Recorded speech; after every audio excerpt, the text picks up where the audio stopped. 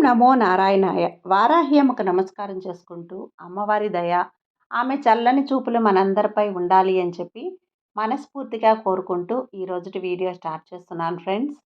ఇక ఈరోజు వీడియోలో మనం చూడబోయేది ఏంటి అంటే, వారాహి అమ్మ మన కోసం ఒక హెచ్చరికను మన కోసం చెప్తూ ఉన్నారు. అదేంటి అంటే, తల్లి నీ కర్మఫలం తీరిన రోజే ఇది నీ కంటపడుతుంది. నిర్లక్ష్యం చేయకుండా అమ్మ చెప్పిన మాట వెంటనే విని జాగ్రత్త పడు అని అమ్మ మనకు ఒక సందేశాన్ని, ఒక హెచ్చరిక ద్వారా తీసుకొచ్చేసింది. అది ఏ విధంగా ఆ కర్మఫలాన్ని తొలగించుకోవాలి అన్నది అమ్మవారి మాటల ద్వారా మనం తెలుసుకుందాం. అది కూడా ఒక చిన్న కథ రూపంలో విని తెలుసుకుందాం. సీతాపురం అనే గ్రామంలోని దేవి ఆలయంలో కిరణ్ శాస్త్రి అనే పూజారి ఉండేవాడు. కిరణ్ శాస్త్రి చాలా పేదవాడు కావడం వల్ల ఆలయంలోని దేవతను భక్తితో కొలుస్తూ అక్కడ వచ్చే ఆదాయంతోనే కడుపు నింపుకుంటూ ఉండేవాడు. అయితే ఎప్పుడూ కూడా ఎవరిని చేయి చాచిన పాపాన పోలేదు. ఇది ఇలా ఉండగా ఒకరోజు వట్టి చేతులతో ఇంటికి తిరిగి వచ్చిన భర్తతో భార్య కమల ఇలా అంటుంది, ఏమండి, ఇంకా ఎంతకాలం మనకి ఈ పేదరికం అనే మీరు ఆ గ్రామంలోని దేవుణ్ణి దేవి నమ్ముకునే ఆలయంలో వారికి సేవ కిరణ్ చేస్తూ శాస్త్రి అనే వచ్చిన పూజారి దాంతో ఉండేవాడు. సంతోషపడుతున్నారు. మనం ఇంకా ఇలానే ఉంటే ఎప్పటికి బాగుపడేది చెప్పండి? ఇప్పుడు మనకేమైంది కమల అని ఆ కిరణ్ శాస్త్రి అంటాడు. ఆ దేవుడి దయ వలన వచ్చిన దానితో కడుపు నిండా భోజనం తింటున్నాం కదా! ఇంకేం కావాలి? ఏమిటి కడుపు నిండి దొరికేది? సరిపోతుందా? కడుపు నిండితే సరిపోతుందా? ఈ ఊరిలో మనకంటూ ఒక గౌరవం ఉండాలి. రాజస్థానంలో పనిచేసే మా మేనమామను చూడండి. ఎప్పుడు ఇంటి నిండా నౌకర్లతో, రాజభోగాలతో తొలతూగుతూ ఉంటాడు. అలాంటి భాగ్యం మనకెప్పుడు కలుగుతుందో అని అంటుంది కమల. వద్దు వద్దు, అలాంటి భాగ్యాలు కలగాలని కలలో కూడా అనుకోవద్దు. ఎందుకంటే ఎప్పుడైతే మన వద్దకు సంపద వస్తుందో అప్పుడు మనం మరింత కష్టాల్లో పడతాం అని భార్యకి నచ్చజెప్పి ఆ రోజుకి భోజనం ముగించుకొని నిద్రకు ఉపక్రమిస్తాడు కిరణ్ శాస్త్రి. అయితే రోజు తమకు సేవలు చేస్తూ ఎటువంటి కోరికలు కోరకుండా ఉండే కిరణ్ శాస్త్రిని చూసి లక్ష్మీదేవికి అతనిపై అనుగ్రహం కలిగింది. ఆ రోజు రాత్రి కిరణ్ శాస్త్రి కలలో కనపడి ఇలా అంటుంది, నాయనా, నువ్వు ప్రతిరోజు చేసే నిస్వార్థమైన సేవల వలన నాకు నీపై అనుగ్రహం కలిగింది. ఇక నుండి నేను నీ వెంటే ఉండి నీకు సకల ఐశ్వర్యాలను కలిగిస్తాను. ఇక ఈ రోజు నుండి నీ కష్టాలన్నీ తీరిపోయినట్లే అని అంటుంది లక్ష్మీదేవి. దాంతో కిరణ్ శాస్త్రి లక్ష్మీదేవికి నమస్కారం చేసుకొని ఇలా అంటాడు, తల్లి, నీకు నాపై దయ కలిగినందుకు సంతోషం. కానీ నన్ను క్షమించమ్మా. ఇంతకాలం నీ కటాక్షం లేని కారణం చేతనే నేను నిశ్చింతంగా బ్రతుకుతున్నాను. నాకు ఒకరి గురించి కానీ నా గురించి కానీ బెంగలేదు. ఏదో ఆ గుడిలో దక్కిన దానితో పొట్ట నింపుకుంటూ కాలక్షేపం చేస్తున్నాను. అందుచేత నీకు 1000 నమస్కారాలు తల్లి. నువ్వు నాకొద్దు. ఆ మాటలకు కోపం వచ్చిన లక్ష్మీదేవి ఇలా అంటుంది, నువ్వు వట్టి వెర్రివాడిలా ఉన్నావే. నా అనుగ్రహం కలగాలని ఎంతోమంది ఎన్నో రకాలుగా నన్ను ప్రసన్నం చేసుకోవాలని ప్రయత్నిస్తూ ఉన్నారు. అలాంటిది నా అంతటా నేను నీ వద్దకొస్తే నువ్వు నన్ను వద్దు అంటున్నావా? అమ్మా, నీ అనుగ్రహం నాపై కలిగినందుకు చాలా సంతోషం తల్లి. కానీ నాకు జీవితంలో ఇంతకంటే పెద్ద ఆశలు ఏమీ లేవు. కడుపు నిండా తిండి, ప్రశాంతమైనటువంటి జీవితం, ఇవే నేను కోరుకునేది. అందుకే నన్ను మన్నించి తిరిగి వెళ్ళిపోమ్మా. నువ్వు అన్నది బాగున్నది, కానీ నువ్వు పిలిస్తే నేను రాలేదు. నీ కర్మఫలం వల్ల నీకు పట్టిన అదృష్టం. దీనిని నువ్వు వద్దు అనుకున్నా కూడా తప్పించుకోలేవు. కర్మఫలం అనేది మంచిదైనా చెడ్డదైనా ఎవరి కర్మఫలం వారు అనుభవించక తప్పదు. అది నీకు తెలుసు కదా శాస్త్రి. సరే తల్లి, మీరు చెప్పినట్లుగానే కష్టం కానీ సుఖం కానీ ఏదైనా సరే శాశ్వతం కాదని నాకు తెలుసు. కాబట్టి నాదొక చిన్న విన్నపం. అసలు నువ్వు నాతో ఎంతకాలం ఉంటావు? నన్ను ఎప్పుడు వదిలి వెళ్ళిపోతావు? అది కాస్త చెప్పి వెళ్ళు తల్లి. దాంతో కిరణ్ శాస్త్రి అడిగిన ప్రశ్నకు లక్ష్మీదేవి ఇలా ఉత్తరం ఇస్తుంది, సరే, నేను నిన్ను వదిలి వెళ్ళేటప్పుడు చెప్పే వెళ్తానులే. అయితే ఒక్కటి గుర్తుపెట్టుకో, ఎప్పుడైతే నీ ఇంట్లో దీపారాధన జరగదో ఆ రోజే నేను నీ ఇంటి నుండి వెళ్ళిపోతాను అని చిన్న చిహ్నంగా భావించు అంటూ లక్ష్మీదేవి అతనికి కొన్ని గుర్తులు చెప్పి మాయమైపోయింది. దాంతో నిద్రలో నుండి ఉలిక్కిపడి లేచిన కిరణ్ శాస్త్రి తనలో తాను ఏదో ఆలోచించుకొని యథావిధిగా ఆలయానికి చేరుకుంటాడు. అయితే ఆ ఆలయానికి జగపతి అనే ఒక కోటీశ్వరుడు వచ్చి కిరణ్ శాస్త్రికి నమస్కరించి ఇలా అంటాడు: నేను ఒక పక్క ఊరి నుండి వస్తున్న జమీందారు బాబును. నా పేరు జగపతి. మీ ఆలయంలోనే ఉన్న దేవి గురించి, మహిమల గురించి ఆ నోట ఈ నోట తెలుసుకొని వచ్చాను. ఈరోజు నేను ఇక్కడ ఒక బ్రాహ్మణుణ్ణి సత్కరించి ఇక్కడ వచ్చిన వారందరికీ కూడా అన్నపానీయాలు ఇవ్వటానికి వచ్చాను. దానికి మీ అనుమతి కావాలి అని అడుగుతాడు. అయ్యా, 10 మందికి అన్నం పెడతాను అన్న మీ మంచి మనసుతో మీరొచ్చారు. దాంతో మీకు కావలసింది దేవి అనుగ్రహం. అంతేకాని నాలాంటి ఒక పూజారి అనుమతి కాదు అని అంటాడు కిరణ్ శాస్త్రి. దాంతో ఆ కోటీశ్వరుడు కిరణ్ శాస్త్రి వద్దు వద్దు అంటున్నా కూడా పట్టుబట్టలు పెట్టి అతని మెడలో పూలమాలలు వేసి కడుపు నిండా భోజనం పెడతాడు. అలాగే అక్కడికి వచ్చిన వారందరికీ కూడా భోజనం పెడతాడు.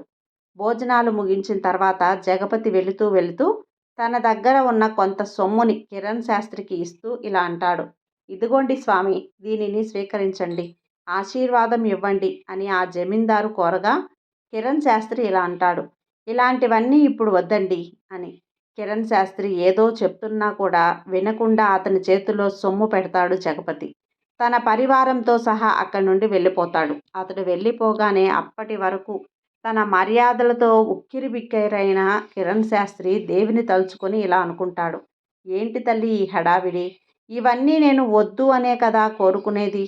నేను ప్రశాంతంగా జీవించాలి అనుకున్నానే, కానీ ఇలా 10 మంది చేత సన్మానాలు పొంది నాది కాని సొమ్మును తీసుకోవటం నాకు ఇష్టం లేదు. హా, నువ్వన్నా ఆ కర్మఫలం ఎలా తప్పించుకోవాలో నాకు తెలుసు అని ఏదో నిశ్చయించుకున్న కిరణ్ శాస్త్రి ఎలాగైనా ఆ లక్ష్మీదేవి అనుగ్రహం నుండి విముక్తి పొందాలి అని వెంటనే అక్కడి నుండి బయలుదేరి తిన్నగా రాజుగారి కోట వైపు వెళ్తాడు. కోట దగ్గర ఉన్న భటులు చూసి కిరణ్ శాస్త్రితో ఇలా అంటారు: నుదిట మీద నామాలు, కొత్త పట్టుబట్టలు, మెడ నిండా పూలమాలలు, నిండైన విగ్రహం, అచ్చం ఆ వైకుంఠం నుండి దిగివచ్చిన విష్ణుమూర్తిలా ఉన్నారు ఈయన అని. అతని రూపం చూసి మైమరిచిపోయిన రాజభటులు అతన్ని అడ్డుకోకుండా లోపలికి వదిలేస్తారు. అలా ఎవరి అడ్డంకులు లేకుండా కిరణ్ శాస్త్రి తిన్నగా రాజమందిరంలోకి వెళ్ళిపోతాడు. అక్కడ ఒక మంచం మీద రాణిగారు, ఇంకొంచెం దూరంలో అవతల మంచం మీద రాజుగారు పడుకొని ఉంటారు. అప్పుడు కిరణ్ శాస్త్రి రాణిని మంచం మీద నుండి చెయ్యి పట్టుకొని కిందికి లాగుతాడు. అది చూసి ఉలిక్కిపడి లేచిన మహారాజు ఇలా అంటాడు: ఏయ్, నువ్వెవరు? ఎందుకు మహారాణిని అలా లాగావు? అసలు నువ్వు లోపలికి ఎలా వచ్చావు? ఎవరక్కడ? త్వరగా రండి, అతన్ని బంధించండి అని అరుస్తాడు. ఇంతలో మెలకువ వచ్చిన మహారాణి కెవ్వున అరుస్తుంది. దాంతో రాజు ఆత్రావేశంతో తన దిండు కింద ఉన్న కత్తి తీసి కిరణ్ శాస్త్రి వైపు రాబోతాడు. అయితే అతనిలోనే రాణిగారి మంచం పందిరంలో నుంచి బారెడు పొడుగున్న తాచుపాము మీద పడుతుంది. రాజుగారి కత్తి దాన్ని నరకడానికి పనికొస్తుంది. అప్పుడు రాజుగారు ఇలా అంటాడు: ఎవరు మీరు? ఈ అర్ధరాత్రి మిమ్మల్ని కాపాడడానికి వచ్చిన శ్రీ మహావిష్ణువులా ఉన్నారు.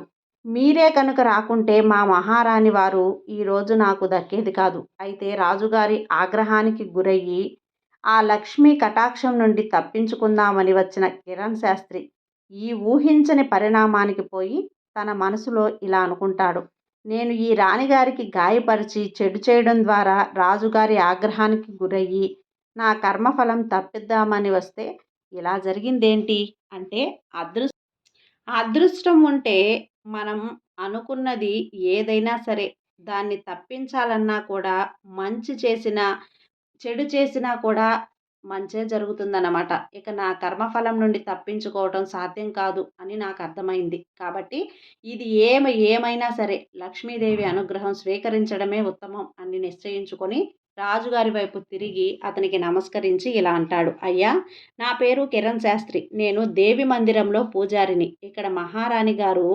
ప్రమాదంలో ఉన్నారు అని తెలిసి ఇక్కడికి వచ్చాను. ఇక్కడికి వచ్చి చూస్తే ఇదిగో ఇలా జరిగింది అని కిరణ్ శాస్త్రి అంటాడు. అప్పుడు ఆ మహారాజుకు ఆశీర్వాదం కింద మరింత గురి కుదిరి ఇలా అంటాడు: నిజంగా ఈరోజు మీరు రావటం వల్ల నా పట్టపురాణిని పెద్ద ప్రమాదం నుండి కాపాడాను. నిజంగా మీలో ఏదో తెలియని తేజస్సు ఉంది. ఇక్కడి నుంచి మీరు ఎక్కడికి వెళ్ళకండి. ఇక్కడే మా రాజస్థానంలో ఉండి మాకు సలహాలు ఇవ్వండి. అయ్యా! నిజంగా మీరనుకున్నట్లు నేను చేయగలిగిందేమీ లేదు. కానీ ఆ దేవి అనుగ్రహం వల్ల, నా కర్మఫలం వల్ల నాకిక్కడ ఉండాలి అని రాసిపెట్టి ఉంటే నేను తప్పించాలి అన్నా కూడా ఇది కుదరదు. కాబట్టి ఆ దేవి నిశ్చయించినట్లే ఇక్కడే ఉంటాను అని అక్కడ ఉండటానికి ఒప్పుకుంటాడు కిరణ్ శాస్త్రి. దాంతో రాజధానిలోని కిరణ్ శాస్త్రికి ఒక మేడ ఇచ్చి ఇందులో ఉండమని రాజు చెబుతాడు. దేవి అనుగ్రహానికి లక్ష్మీదేవిని ఓడించడానికి తనకు శక్తి చాలదని గ్రహించినటువంటి కిరణ్ శాస్త్రి భార్యతో సహా అక్కడికే వెళ్ళి కొంతకాలం ఉంటాడు. ఒకరోజు భార్య కమల ఇలా అంటుంది, ఏమండి, మనకు ఇప్పుడు సిరి సంపదలు, గౌరవ మర్యాదలు అన్నీ ఉన్నాయి కదా, కానీ ఇంకా ఒక లోటు అలాగే ఉండిపోయింది. అప్పుడు శాస్త్రి ఇలా అంటాడు, మనకి ఇంకా లోటు ఉందా? ఆ దేవి కృప వలన మనం బానే ఉన్నాం కదా, ఇంకా మనకు లోటేంటి? అదేంటండి, మనకి ఇంకా పిల్లలు కలగలేదు కదా, ఇక నాకు మిగిలిన కోరిక ఒక్కటే. మనకు ఆ ఒక్క సంతానం కలిగితే ఇక నా కోరికలన్నీ తీరిపోయినట్లే. ఓసి పిచ్చిదానా, ఇవన్నీ నేను కోరుకుంటే వచ్చినవి కాదు. ఇవన్నీ నా కర్మఫలం వలన, ఆ దేవి కృప వలనం వల్ల వచ్చినవి. ఇవి మన జీవితంలో ఏది ఎలా రాసిపెట్టి ఉంటే అలా జరుగుతుంది. నువ్వు కోరుకున్నంత మాత్రాన జరగదు. అంతా దేవి పైన భారం వేసి అలా చూస్తూ ఉండు అంటాడు కిరణ్ శాస్త్రి. అంతే, ఆ తర్వాత కిరణ్ శాస్త్రికి ఇద్దరు పిల్లలు కలుగుతారు. దాంతో లక్ష్మీదేవి కోసం కిరణ్ శాస్త్రి తన ఇంట్లో ఒక పెద్ద ఇనుప పెట్టెని తయారు చేస్తాడు. తనకు వచ్చిన సంపాదనంతా అందులో దాచిపెట్టేవాడు. లక్ష్మీదేవి అందులో మూలుగుతూ ఉండేది. అలా 12 ఏళ్ళు గడుస్తాయి. ఒకరోజు సాయంత్రం కిరణ్ శాస్త్రి భార్య కమల మేడ మీద నుండి మెట్లు దిగుతూ వస్తూ ఇల్లు చీకటిగా ఉండటం గమనించి ఇలా అరుస్తుంది. ఇంట్లో దీపాలు లేవు, ధూపాలు లేవు. అ- అందరూ ఎక్కడ చచ్చారురా, త్వరగా వచ్చి దీపాలు పెట్టండి అని గట్టిగా కేక పెడుతుంది. అయితే కిరణ్ శాస్త్రికి లక్ష్మీదేవి తాను వెళ్ళిపోయేటప్పుడు చెప్పిన గుర్తులు గుర్తుకొస్తాయి. దాంతో కిరణ్ శాస్త్రి తన మనసులో లక్ష్మీదేవికి దండం పెట్టుకొని ఇలా అంటాడు, ఇక వెళ్ళొస్తావా తల్లి, నాకు తెలుసమ్మా, నాకు వచ్చిన సిరి సంపదలు, గౌరవ మర్యాదలు ఇప్పటికే శాశ్వతం కాదని.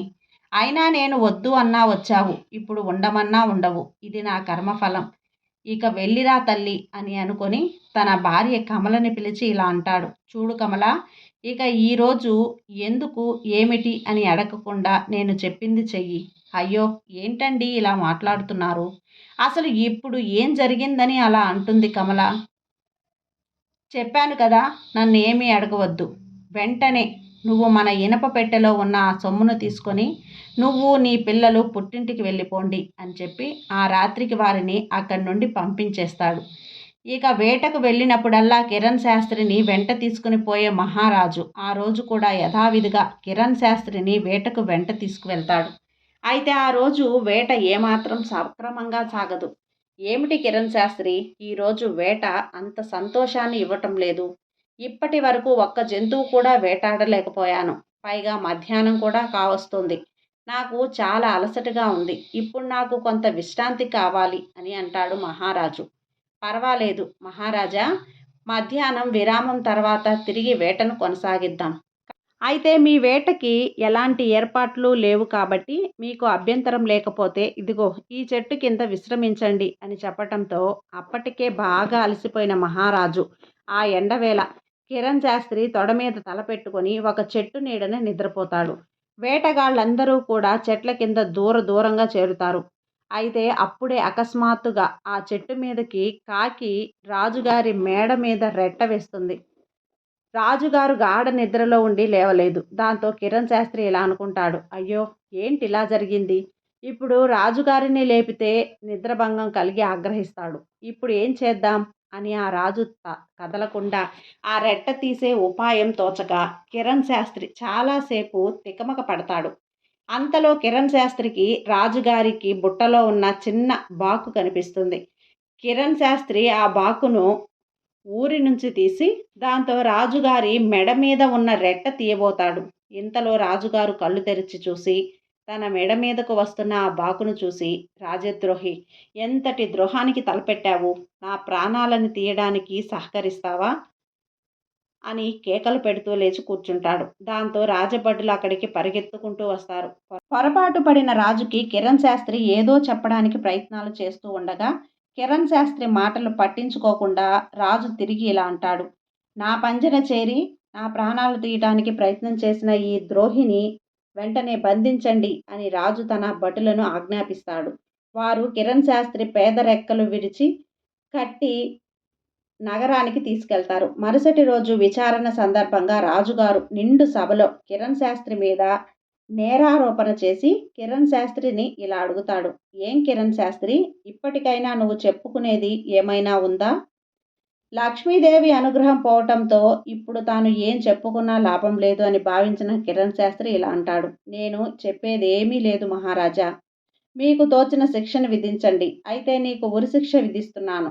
నీ ఆఖరి కోరిక ఏమైనా ఉంటే చెప్పు అని అడుగుతాడు మహారాజు. అయ్యా, నా ఇనప పెట్టెలో ఒక చిన్న మూట ఉంది. అందులో నా ఆస్తి ఉంది. దానిని ఒక్కసారి కళ్ళారా చూడనిచ్చి ఆ తర్వాత మరణదండన విధించండి అంటాడు కిరణ్ శాస్త్రి. వెంటనే రాజభటులు వెళ్ళి ఆ పెట్టెను తెరిచి చూస్తే అంతా ఖాళీగా ఉంటుంది. అందులో ఒక చిన్న మూటను తెచ్చి రాజ్యసభలో తెరుస్తారు. ఆ మూటలో ఒక పాత పంచె, ఒక చెంబు మాత్రమే ఉంటాయి. అది చూసి ఆశ్చర్యపోయిన మహారాజు ఇలా అడుగుతాడు. ఏమిటి? ఇవా ఇవా నీ ఆస్తి? అవును మహారాజా. వాటిని నమ్ముకున్నంత కాలం నేను ఏ కష్టమూ ఎరుగను. అంతలో నాకు లక్ష్మీ కటాక్షం సంప్రాప్తమైంది. అయితే అది శాశ్వతం కాదని, ఈ స్థితి ఎప్పటికైనా వస్తుంది అని వాటిని భద్రంగా దాచి ఉంచాను అని జరిగిందంతా వివరంగా చెప్తాడు. అలా కిరణ్ శాస్త్రి చెప్పగా దాంతో అసలు సంగతి తెలుసుకున్న మహారాజు కిరణ్ శాస్త్రికి ఆ మూట ఇచ్చి వదిలిపెడతాడు. కిరణ్ శాస్త్రి దేవి ఆలయానికి తిరిగి వెళ్ళి పూజలు చేస్తూ ఎంతో సుఖంగా జీవిస్తాడు. ఈ కథ విన్న తర్వాత వారాహి అమ్మవారి ఆంతర్యం మనందరికీ కూడా అర్థమైంది కదా. అమ్మ చెప్పే మాట ఒకటే. అసలు మన జీవితంలో కర్మఫలం అనేది ఏ విధంగా పనిచేస్తుందో, సంతోషమైన దుఃఖమైన ఏదైనా సరే కర్మఫలంతోనే ప్రారంభమవుతుంది, కర్మఫలంతోనే అంతమవుతుంది. కాబట్టి దేనిపైన కూడా ఎక్కువ మమకారాలు ఆశలు పెట్టుకోకుండా వచ్చిన కష్టాన్ని కానీ సుఖాన్ని కానీ దైవ అనుగ్రహం అని స్వీకరించాలి అని. ఇది ఉన్నంత కాలం పరిపూర్ణంగా అనుభవించండి అని వారాహి అమ్మ మనకు ఒక హెచ్చరిక ద్వారా మన కర్మఫలం ఎలా తీరబోతుంది అనే విధంగా ఒక కథ రూపంలో మనకు చెప్పింది. ఈ కథ మీకు నచ్చినట్లయితే లైక్ చేసి సబ్స్క్రైబ్ చేయండి. మరికొంతమంది భక్తులకు షేర్ చేయండి. సర్వే జన సుఖినో భవంతు. జై వారాహి మాత.